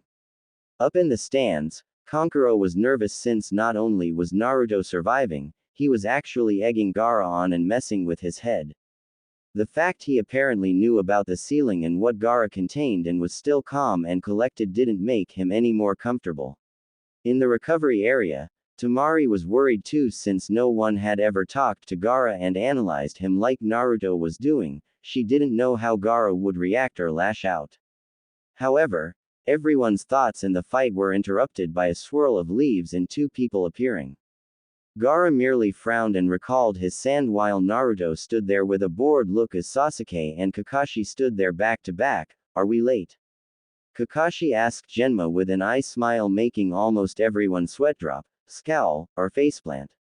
Not only are you late, but you're so late that we already went through the other first round matches, disqualified Sasuke for being absent, and have already started the next match. Genma stated, shocking Kakashi while Sasuke sighed and pinched the bridge of his nose before they saw Gaara there and then turned and saw Naruto there and grew shocked at the change in appearance. What is Naruto doing here? There's no way he beat Neji. Kakashi stated, making the genin shocked that he had no faith in Naruto at all and many of the ninja, Hiruzen included, to scowl at him. Not only did he beat him, but he didn't take any hits except for one that he let Neji have on him. Now get off the field, you're interrupting a match. Genma stated, making Kakashi gawk at him while Sasuke smirked and gave Naruto a thumbs up, causing Naruto to nod towards him, knowing he and Sasuke still had to have a fight later. Number 1. Kakashi. Get off the field now. Hiruzen shouted, making Sasuke shrug and head for the viewing area while Kakashi quickly left in a shunshin. It wasn't that Sasuke didn't want to compete, but to be honest, Gaara kind of freaked him out. Plus, he was honestly expecting to be disqualified since Kakashi wasn't exactly known for his punctuality and being prompt. So he was honestly expecting to be disqualified, which wasn't that bad since Kakashi had run him through a few drills before they left, so he wasn't 100%. Oh well, he'd talk with the others about the matches he missed and then watch to see how his teammate had improved. Alright, let the match between Naruto Uzumaki and Gaara Subaku continue.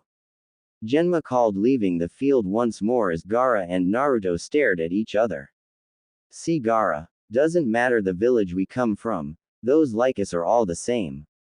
At some point or another, village residents, whether they're civilian or ninja, despise us, hate us, and abuse us in some fashion. Granted, you had it worse since your village actually tried to kill you while mine just wanted me to fall in a ditch and die. Still, unlike you, I refuse to become the thing they see me as, I refuse to stoop to their level, and I refuse to become anything other than what I want to become. Naruto stated, merely staring at Gaara while the genin were all confused while the older ninja were wondering if he was actually going to state he was the container for the Kyuubi or not. Hiruzen and a few others merely sighed since Naruto was free to tell whoever he wanted and only hoped the younger generations wouldn't turn their back on him should he reveal his secret.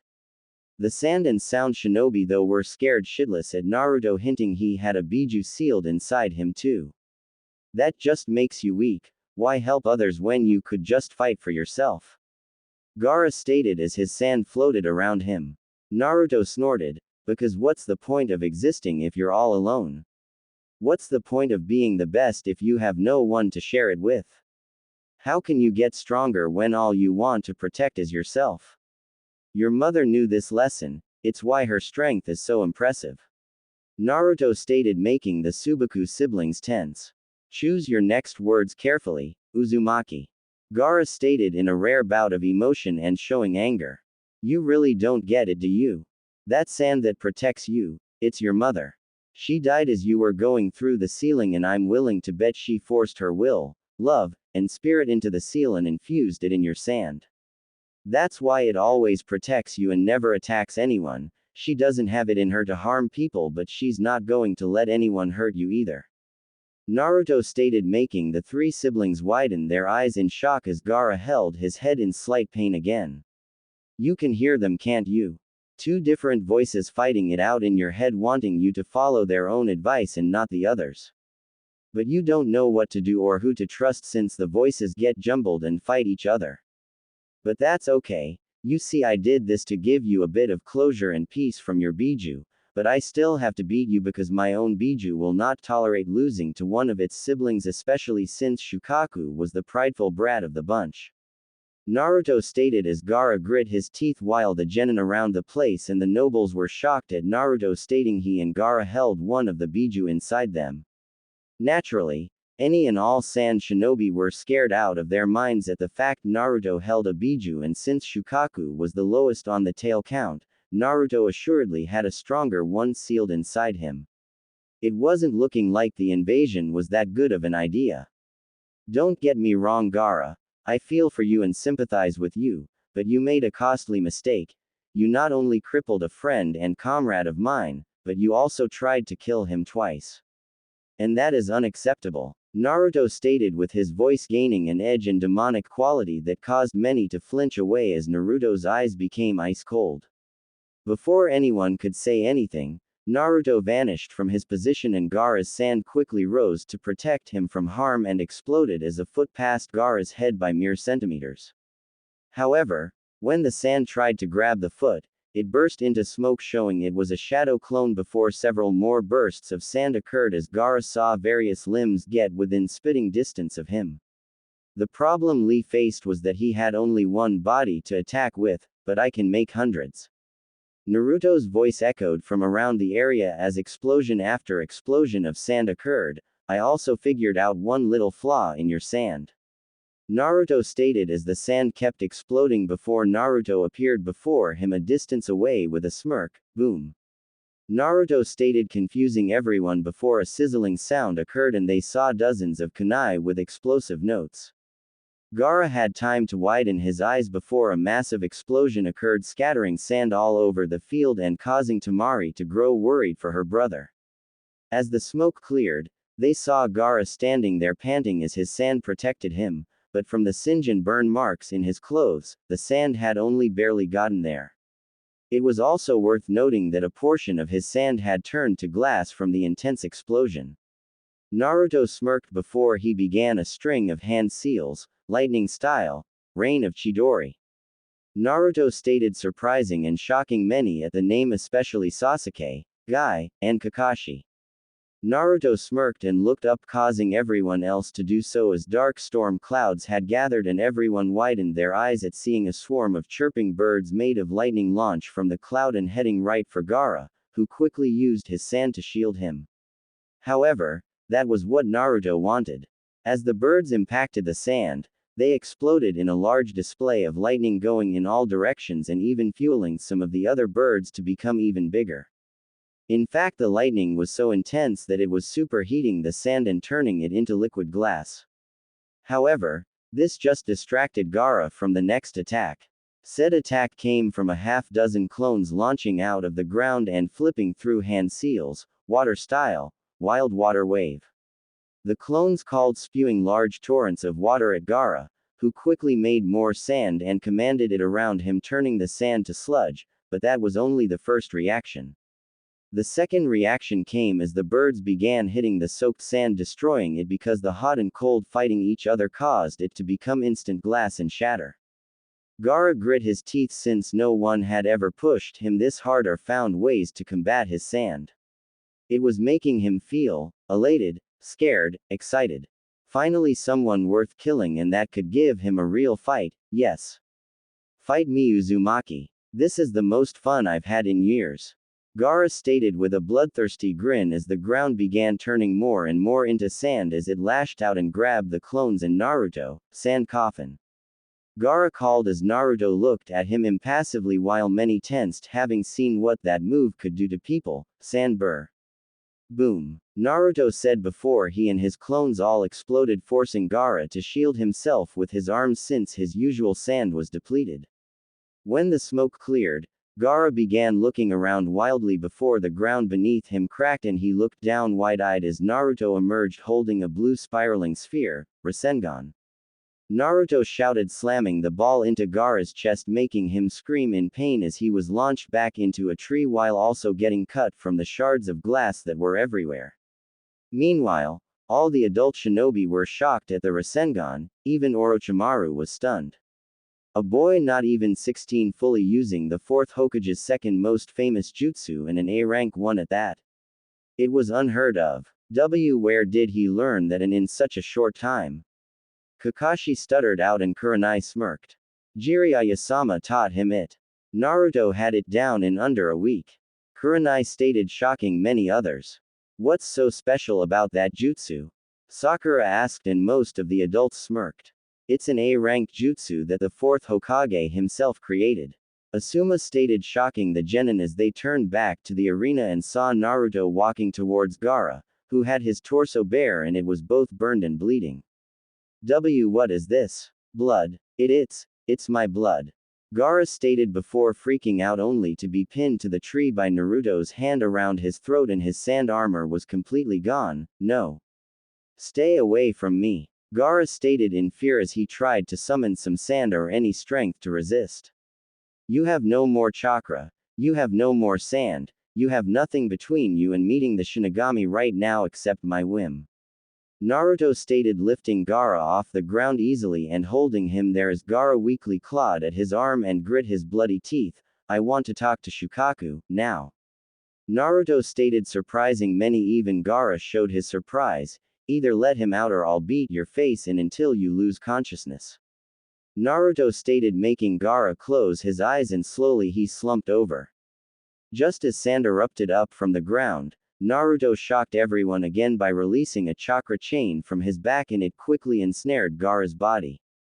Everyone who knew of Kushina Uzumaki was stunned and in shock at seeing Naruto use her fabled adamantine chains.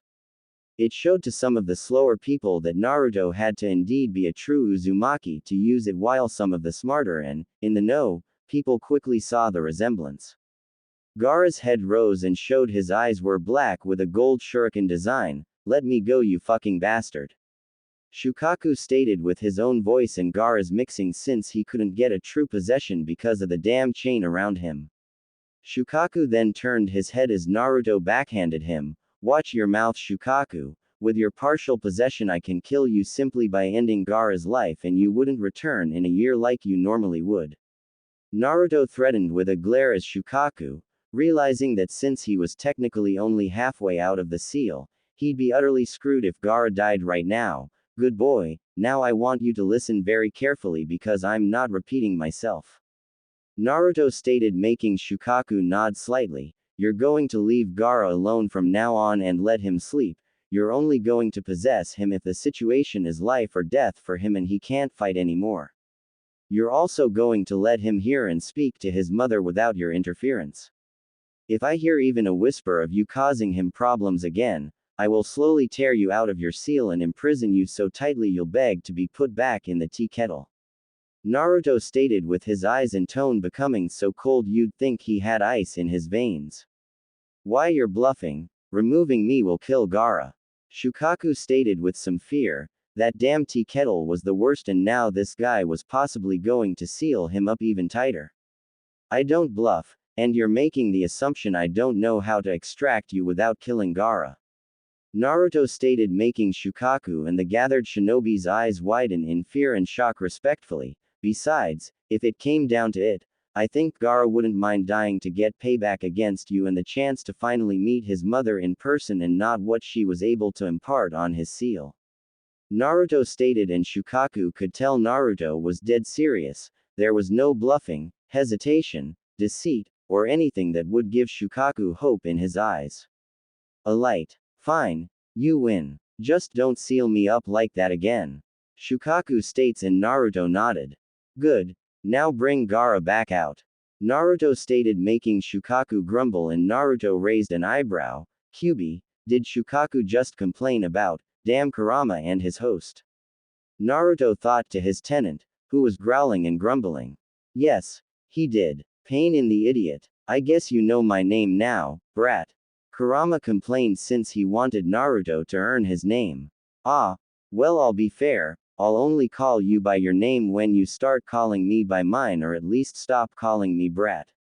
Naruto thought back, making Kurama grunt as Naruto turned his attention back to the awakening Gaara. Gaara gasped awake and looked at Naruto in both shock and fear. Why, you scared Shukaku? Gaara stated, and Naruto frowned before slamming Gaara into the tree, shattering the bark and causing Gaara to gasp in pain. Remember this moment, Gaara. Because if you ever try and harm a comrade of mine again, I will end your existence without hesitation and I won't even flinch doing it. Naruto stated, making Gaara nod weakly before Naruto tossed him to the center of the field. though it also caused some more pain due to him hitting the ground and rolling over rock, dirt, sand, and glass. He's done. Naruto stated, walking away before he paused as feathers started falling. Naruto snorted before he built up his chakra and released it in a pulse, shattering the genjutsu around the stadium. Immediately, the ambushers were ambushed themselves and killed quickly while explosions echoed out from the Hokage box and outside the village.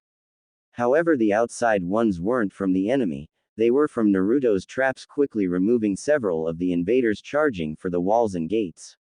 Acting quickly, Naruto summoned his sword from a seal and immediately created and sent out hundreds of clones to help keep casualties on the village's side to a low quantity. A clone also grabbed Gaara and placed chakra seals and suppression seals on him to ensure no one could try and force Shukaku out. Of course, his siblings and sensei tried to interfere, only Kankuro was intercepted by Shino and his insects. Genma blocked Baki, and another clone blocked Tamari, while the real Naruto jumped to the stands to help his team and classmates. "Give me back my brother!" Tamari shouted, swinging her fan at the Naruto before her, only for the clone to catch her fan and delivered a punch to her gut, knocking the air from her lungs and launching her away. The clone then showed the difference in strength as he bent her fan in half before throwing it and hitting Baki in the back, letting Genma incapacitate him, and a clone quickly scooped him up and put seals on him while another clone did the same to Tamari. A clone near Shino saw Kankuro's puppet attempting to release a poison cloud on Shino as a last act of defiance and quickly flipped through hand seals, wind style, great breakthrough. The clone shouted, pushing the poison away from Shino and into a group of sound ninja that were moving to flank a few Jonin. Shino nodded to the clone as another came and took Kankuro after the seals were put on him. Shino then moved to join his father and carry out any orders given and tried to ignore the dying gasps and screams from the sound ninja. The real Naruto quickly cut down a sound ninja near him before throwing a kunai into a sand shinobi's head as he attempted to flank Anko, while still keeping an eye on his former classmates. Sakura, Ino, Choji, take formation around Lee. I don't want these assholes trying to target him while he's wounded. Naruto shouted, parrying a kunai and head-butting the offender before grabbing them and throwing them into a squad moving towards Kakashi and Guy. Right, Choji stated as he tackled a shinobi aiming for Lee and knocked him out. Ino and Sakura quickly moved with him to help before three kunai hit some charging Jonin, taking them out before Anko landed beside them. Keep your wits up, brats. I am not burying any of you, so look sharp. Anko stated, fighting off a few more shinobi. Just as another squad was going to rush them, Naruto appeared in front of them and bisected them with a swing from the Kubikiribocho before he twisted it sideways to block a hail of kunai. Naruto, that sword. Sakura started to say as Naruto kept fighting. Save it for after we live through this. We kind of have a war going on. Naruto shouted as he quickly launched another great breakthrough at a group of enemies, sending them over the railing to the field below. It took a few more minutes before the stands were clear and a few more screams echoed out from outside the stadium. Naruto then created a few dozen more clones and sent them out to help the areas a clone had dispelled in before creating another 3. You 3, escort Lee to an evacuation area, then go further support the hospital. You see any straggling clones, send them to the academy, hospital, or Hokage Tower. Naruto ordered, making the clones nod before two grabbed Lee and took off with one following them. Naruto then turned towards the village and began walking off. Naruto, stay with the group. Kakashi ordered and Naruto waved him off. I have my orders, Kakashi, and I intend to fulfill them. Naruto stated, glancing at him. Kin, stay with Kurenai or Anko, do not go anywhere alone. Naruto ordered, making her nod. Yes sir. Kin stated before kissing his cheek, shocking the genin there before Naruto jumped up onto the stadium wall and flipped through seals before slamming his hands on the ground. Summoning Jutsu. Naruto called as a cloud of smoke occurred and two large toads came. One was a large blue toad with two swords on his back named Gamahiro, and the other was a magenta toad with a Sasumata staff and a shield named Gamaken. Alright, you two know what to do. Naruto stated, making them nod before jumping off. Naruto popped his neck before seeing Jiraiya with Hiruzen facing Orochimaru and the first two Hokages in a fight. Naruto frowned before making a mental note to take care of the stragglers before coming back since Hiruzen wasn't as strong as he used to be. Making a clone, he ordered it to stay and observe to ensure nothing went wrong before he took off. Jumping off the wall and running along the roofs, Naruto came across an Inuzuka female with 3 hounds fending off a squad of 6 Jonin, but another group was coming in to flank her. Not liking that, Naruto jumped down with a massive overhead swing and roared as he slammed Kubikiribocho onto the ground at its full length, sending a large wave of wind at the flanking group. The few who dodged had to see the ones hit get split in half before Naruto was upon them with his sword back to katana length. Using surprise to help him, Naruto cut one in half before twisting to dodge a kunai and lashed out with a mule kick, sending the enemy back before Naruto spun and cleaved another while delivering a kick to a second attacker. Looking over his shoulder, he quickly threw a kunai at an enemy that was moving to attack the Inuzuka from behind, killing him and letting the Inuzuka take advantage of the enemy in front of her being surprised. It only took another minute or so to finish the stragglers, and Naruto had clones incapacitate the wounded and take them off to a prisoner area before nodding to the Inuzuka and, after noting she wasn't hurt, took off again. As he jumped, Naruto was idly glad for Ibiki teaching him how to essentially deaden himself to the world when in combat. Taking a life wasn't something he was fully comfortable with, but he understood it and he would have time to puke, shudder, and process when they weren't stuck in a war or it could cost him or someone else dearly. The Inuzuka, who happened to be Hana Inuzuka, watched the blonde go and was surprised at seeing him since from what she heard, he was the dead last of the academy. However, his fighting and mannerisms didn't show that at all. She'd swear she was looking at a veteran as he fought. Being friends with Kurenai, Yugao, and Anko let her know that he was getting trained, but this was a whole other level than what she thought she'd see. She'd have to look into him a bit after this mess was over. Off at the wall, Ibiki stood there with a smirk on his face as he saw the charging horde of enemies be reduced to a small few through various traps, including punji stick traps, both pit and swinging pitfalls, exploding seals, electrifying seals, adhesive traps, gas bombs, flash bombs, swinging logs, kunai spring traps, razor wire traps, bolo traps, spear traps, and more, all aimed to incapacitate or kill. The few the traps didn't get had to survive Konoha forces launching attacks and then Jiraiya riding Gamabunta as well.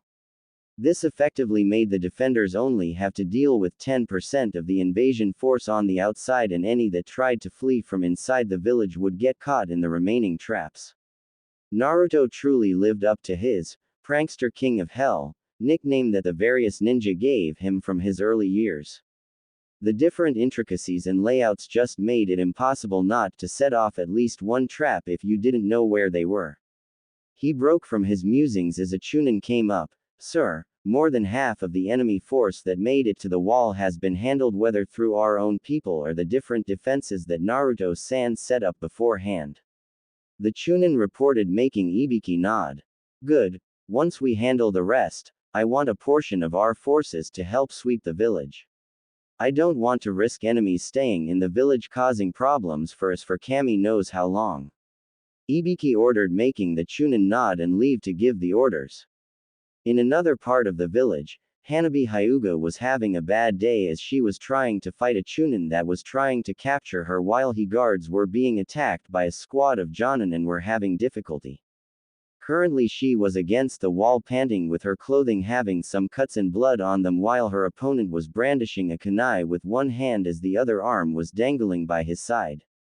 The problem was that Hanabi was getting tired and wasn't going to last much longer. As the Chunin jumped at her, she instinctively closed her eyes only to hear a gasp and the sound of flesh being pierced. The sound was soon followed by more of the same noises before several soft thuds occurred. When Hanabi tried to open her eyes, she felt a hand come over them. It's alright Hyuga-san, you're safe, but keep your eyes closed. Naruto's clone stated, making her relax a bit. I'll be helping escort you to the shelter. The clone stated to the two guards, who nodded. Now miss, I'm going to remove my hand, but keep your eyes closed, trust me. The clone stated, making Hanabi frown and nod her head before the hand was removed and she was turned with the guards taking position next to her and the clone behind. Once Hanabi opened her eyes, the group took off with Hanabi not seeing the dozen or so dead bodies, with some being dismembered, decapitated, run through, or stabbed in the head and blood filling the street slowly. The guards would make sure to mention this occurrence to Hiyashi after this was all over. In yet another part of the village, Hinata, Kiba, and Shino were with Kurenai escorting the group of academy students to the shelter, while one in particular was being a pain in the, "Ah, come on. We can fight too," Konohamaru complained as they were led off with Iruka helping keep them together. "Konohamaru, enough. You're too young to be trying to defend the village and you're not even a full-fledged ninja yet," Iruka stated, finding Kono to be an almost exact replica of Naruto at that age. Before anything else could be said, a scream of pain echoed out, making them tense before a person smashed through the building on their right and collided with the one on their left. They tensed before seeing it was a sand ninja and he looked to be in rough shape. "Son of bitch, sand ninja. Attacking me while I'm helping a kid and tearing my cloak," they heard Naruto grumble as he stepped out from the building on the right, and the bottom of his coat was a bit cut up, which only made it a bit cooler since it looked like a flame design on the bottom. "Boss!" Konohamaru, Moegi, and Udon all shouted as they rushed to him, and he chuckled as they tackled him in a hug, though he stayed standing. "Good to see you three are alright, but you gotta keep moving," Naruto stated as he ruffled Kono's hair. "Ah, come on boss, we can help you. We're strong," Kono stated, and Naruto smiled before he knelt in front of him and put his hand on Kono's shoulder. "I know you're strong, Kono, that's why I want you to go with the others," Naruto stated, making Kono tilt his head in confusion. "Kono, the other kids and the civilians need as much protection as they can get. If the enemy gets to them, then they'll be killed, that's why I want you there, to protect them." "Who better to protect them than my rival and friend?" Naruto asked, making Kono look at him in surprise before he grinned. "So can you do that for me?" Naruto asked, making Kono nod. "Of course boss," Kono shouted, and Naruto nodded.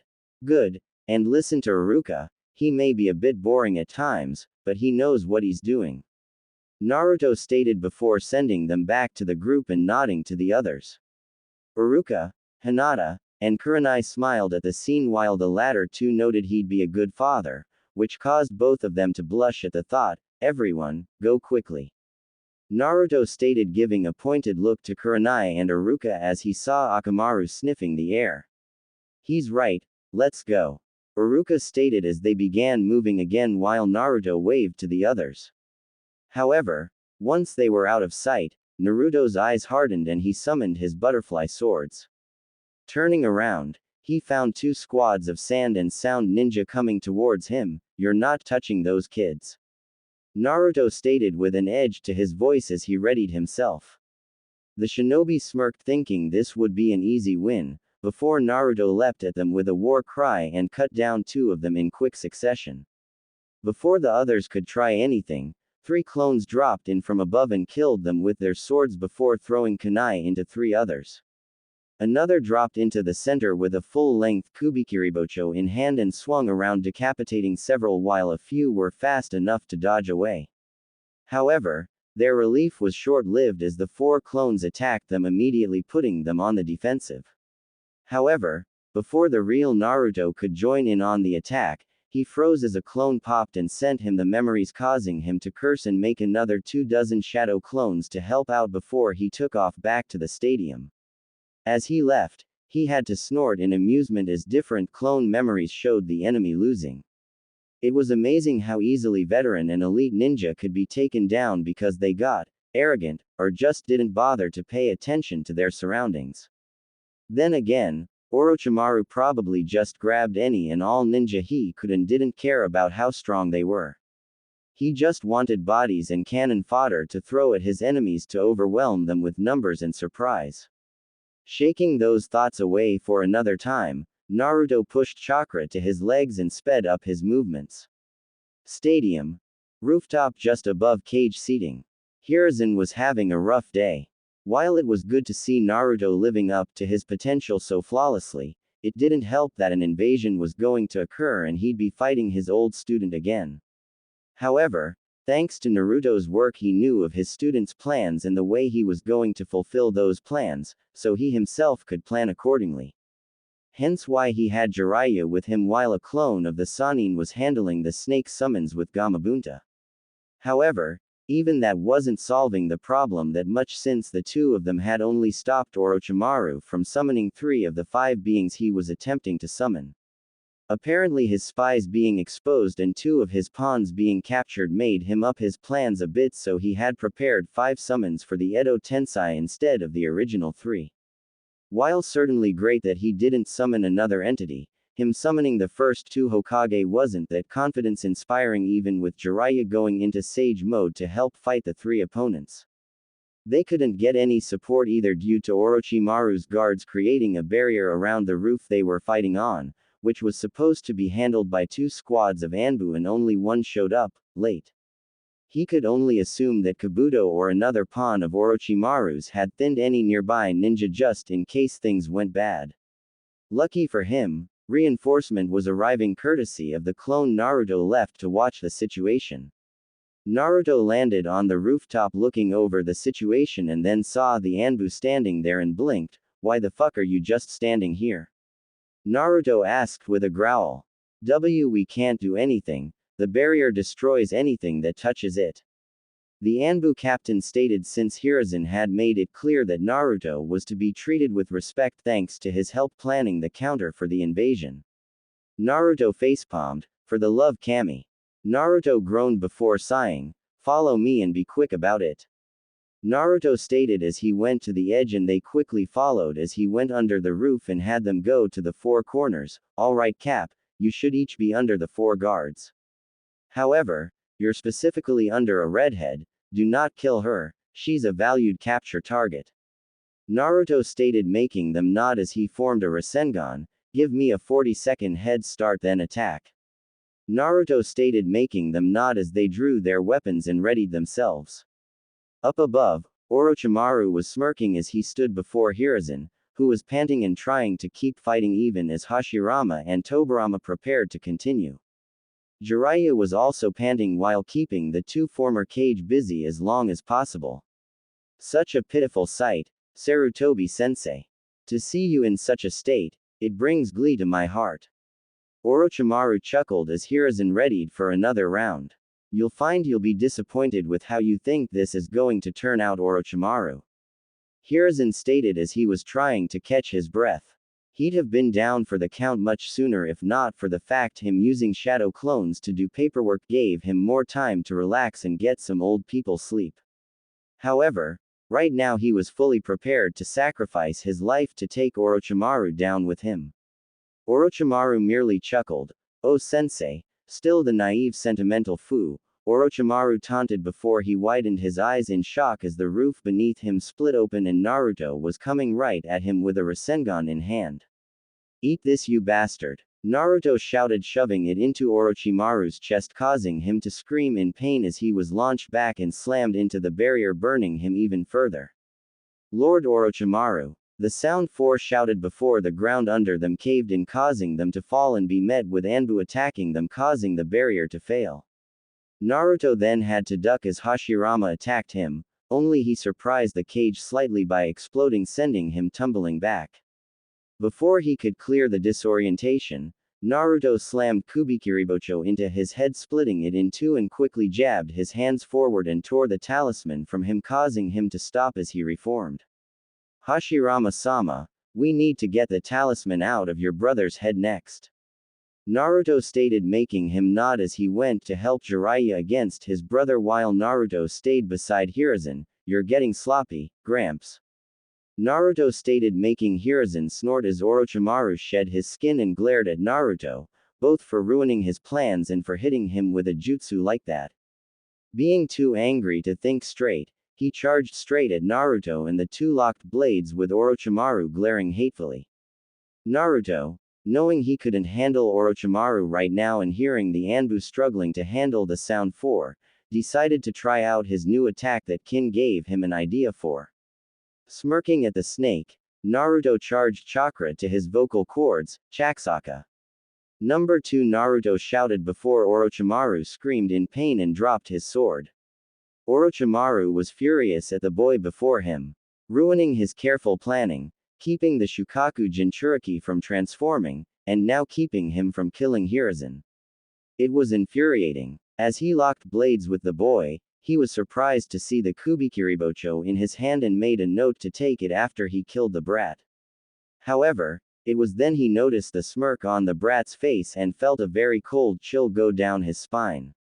When Naruto shouted at him, Orochimaru flinched since the shout was loud, but that was soon blocked out as blinding pain surged through his arms while it felt like his ribs had just shattered.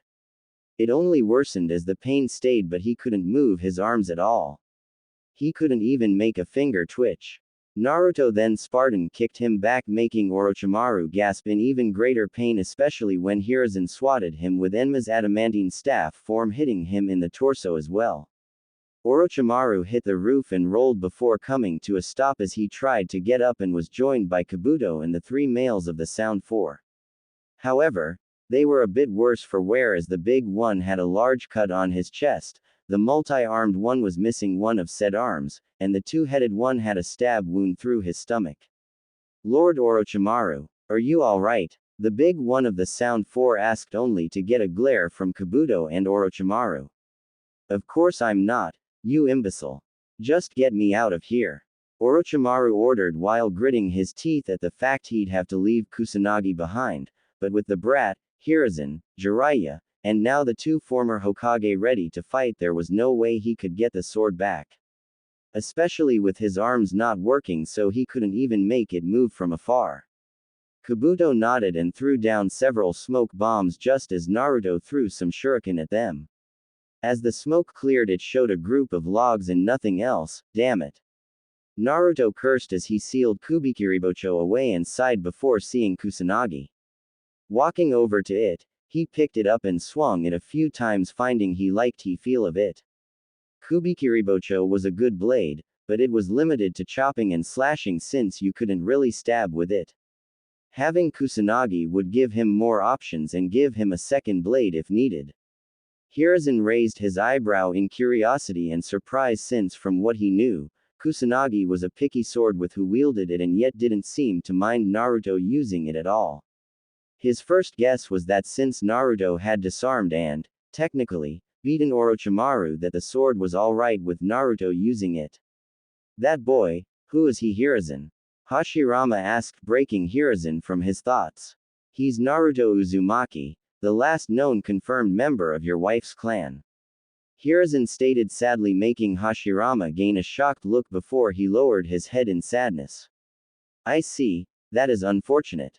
From what I've seen, he will become a great ninja indeed. Just make sure he's able to do it. Hashirama stated as he saw him fighting in the stadium after he was summoned, and then being able to outmaneuver Orochimaru and even himself to a point was impressive. He broke from his musings upon seeing his body start to break apart. Ah, it seems our time is done. Hashirama stated, and Hiruzen nodded. It was good to see you again, sensei. I hope I have done you proud as the village's cage. Hiruzen stated, and Hashirama nodded with a smile that Tobirama reciprocated. You've more than done that, Hiruzen, you've kept the will of fire burning proudly, and we are proud of you. Hashirama stated as he and his brother fully faded away, leaving the corpses of 2 sound ninja behind. Naruto walked back over and was surprised that when he was going to seal Kusanagi away for the time being, the blade retracted into the snake handle's mouth, leaving just the handle. Huh, that's convenient. Naruto thought before he placed it in a pouch and turned to his leader and his sensei. Well, shall we go help with the mop-up? Jiraiya asked, making the 2 nod before they headed off to help finish the invasion. Things would be changing soon, and they'd be for the better, depending on your view of course.